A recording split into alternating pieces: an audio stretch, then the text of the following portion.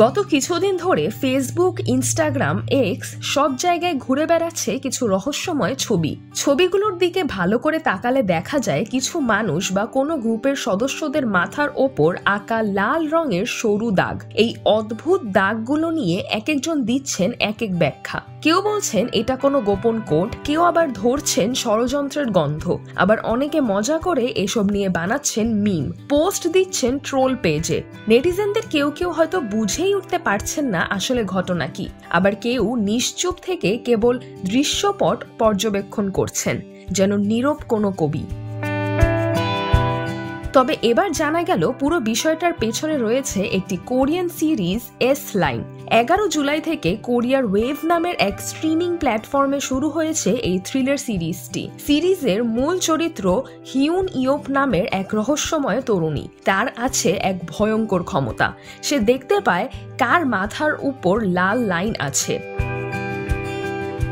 এই লাল লাইন প্রকাশ করে কার কার সঙ্গে শারীরিক সম্পর্ক হয়েছে। এক পর্যায়ে সে একটি বিশেষ চশমা বানায় যার সাহায্যে অন্যরাও সেই লাইন দেখতে পায়, আর এখান থেকেই সমাজে ছড়িয়ে পড়ে বিশৃঙ্খলা। শিক্ষক, পুলিশ, ছাত্র কেউই আর নিরাপদ নয়। সম্পর্ক, গোপন কথা আর ব্যক্তিগত সীমানা সবকিছু যেন এক মুহূর্তেই উল্টে যায়।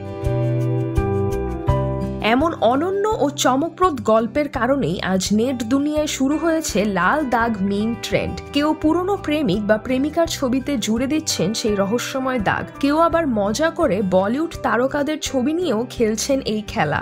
যেমন সালমান খানের ছবিতে দেওয়া হয়েছে একাধিক লাল দাগ, যার শেষ প্রান্ত গিয়ে মিলেছে ঐশ্বরিয়া, ক্যাটরিনা, জ্যাকুলিন কিংবা সঙ্গীতা বিজলানির ছবির সঙ্গে।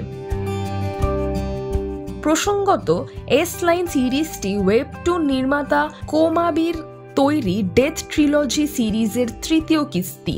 এর আগের দুটি হিট সিরিজ ছিল এ কিলার প্যারাডক্স ও আনরিজলভড। তবে এস লাইন যেন তার গল্পে সম্পর্ক, নৈতিকতা, গোপনীয়তা সবকিছু একেবারে ঝাঁঝরা করে দিয়েছে। ব্যক্তিগত জীবনের সীমানা মুছে দিয়ে সমাজে তৈরি করেছে নতুন এক আতঙ্ক আর কৌতূহলের জগৎ।